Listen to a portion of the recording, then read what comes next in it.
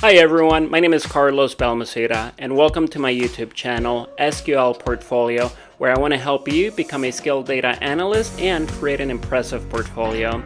In this video, I'm going to go over the Coalesce function. The function selects the first non-null value from a list of arguments. Imagine you work at a grocery store and every quarter you have to update the price for every product. However, due to various reasons like technical issues with the pricing system or operational constraints due to high season, not all the prices have been updated every quarter.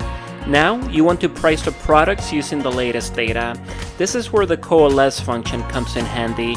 By using the Coalesce, we will create a latest price column which will prioritize the fourth quarter price first, then the third, second, and finally the first quarter. Let's go ahead and take a closer look. I'm going to use BigQuery for the SQL program. However, most syntax are similar no matter which SQL program you're using, so you can still follow along.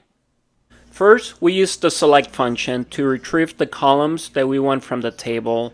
Then we use the coalesce function, which selects the first non-null value from a list of arguments, and we will then use the s function to name it latest price.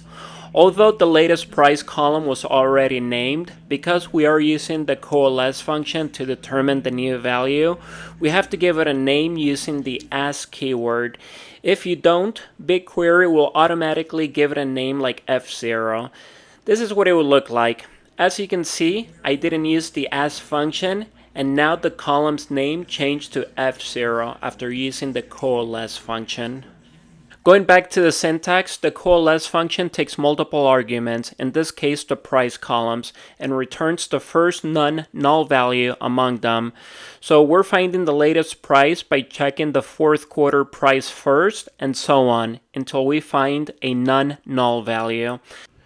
Lastly, we use the from function to select the table.